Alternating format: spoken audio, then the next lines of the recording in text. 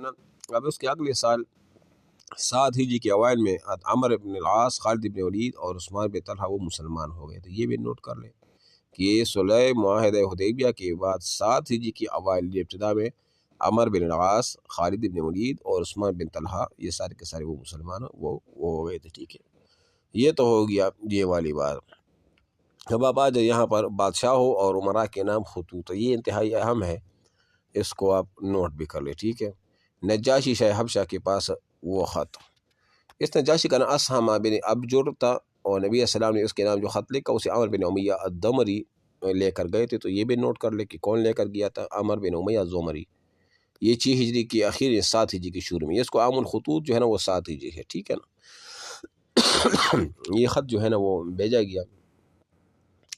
اس خط کی عبارت وہ تھی جس طرح یہ آیا ہے کہ میں اللہ کا رسول ہوں پورا کا پورا، بس آپ یہ ذہن میں رکھ لیں کہ یہ خط انہوں نے وہ بھیجا تھا۔ اس کے بعد دوسرا خط آپ دیکھیں، مقوقس شاہ مصر کے نام ہے۔ مصر کا جو بادشاہ تھا اس کا نام مقوقس تھا، جس کا لقب یعنی مقوقس تھا سوری، اور اس کا اصل نام تھا جریح ابن متا یا متی، یہ اس کا نام تھا۔ اور اس خط کو لے جانے والے کا جو نام تھا نا، جو صحابی تھا اس خط کو، تو وہ صحابی جو تھا اس کو نام ہے حاطب بن ابی بلتغا رضی اللہ تعالیٰ عنہ۔ تو یہ جب لے گئی تو مقوقس جو جریح بن متی تھا اس نے اسلام تو نہیں لیا، لیکن انہوں نے اس کو ایک خچر دے دیا دلدل، اور 2 لوڑیاں دی کہ آپ علیہ السلام کو پیش کر دی۔ وہ دلدل خچر آپ علیہ السلام کو وہ بھی پیش کیا گیا، وہ امیر معاویہ کے دور تک وہ زندہ رہا۔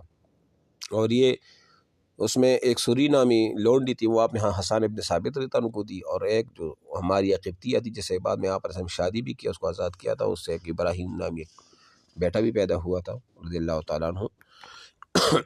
تو یہ وہ ہے، ٹھیک ہے۔ تو یہ لے کے جانے والا خط جو تھا نا اس کا نام حاطب بن ابی بلتغا تھا، یہ بھی نوٹ کر لیں۔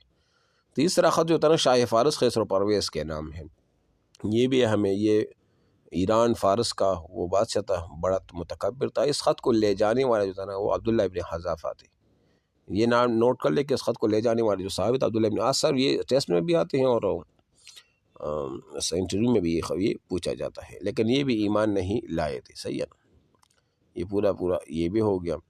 کیسر شام روم کے نام خط جو ہے نا وہ کون تھا، یہ بھی 7 ہجری میں لکھا گیا تھا۔ اس خط کو لے جانے والے جو ہے نا وہ دہیہ بن خلیفہ کلبی رضی اللہ تعالی عنہ ہیں، اس خط کو لے جانے والے ہیں۔ اور شاہ روم جو ہرقل تھا وہ بھی ایمان نہیں وہ لے آیا تھا۔ یہ پورا واقعہ ہے، بہرحال میں نے آپ کو پورا کا واقعہ کا خلاصہ بس آپ کو بتا دیا جو اہم وہ چیز ہے۔ 5واں خط جو تھا نا وہ منذر بن ساوا کے نام خط ہے، یہ بحرین کا بادشاہ تھا، اس کو بھی نوٹ کر لیا۔ اور اس کو الحلا بن الحضرمی رضی اللہ عنہ یہ خط وہ لے کر وہ گئے تھے، ٹھیک ہے نا۔ یہ منذر حاکم بحرین تھا، ٹھیک ہے، یہ بحرین کا وہ بادشاہ تھا، ٹھیک ہے۔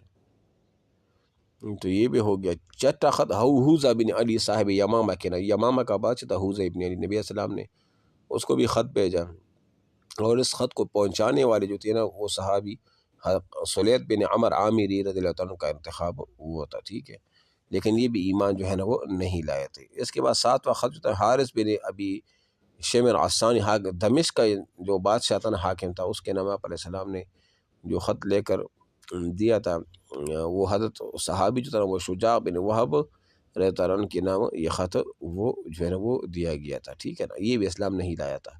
عمان کے نام خط شاہ عمان، عمان ایک جگہ تھا، اس کے بادشاہ کے نام آپ علیہ السلام نے خط بھیجا تھا۔ اس کا نام عمان کا ایک جیفر تھا، اس کے عبد کے نام لکھا ہے جیفر اور عبد کا، ٹھیک ہے۔ اور اس خط کو عمر بن العاص، لیکن یہ دونوں اسلام لے کے آئے تھے، یہ دونوں بادشاہ اسلام لے آئے تھے، ٹھیک ہے نا، یہ بھی نوٹ کر لیں۔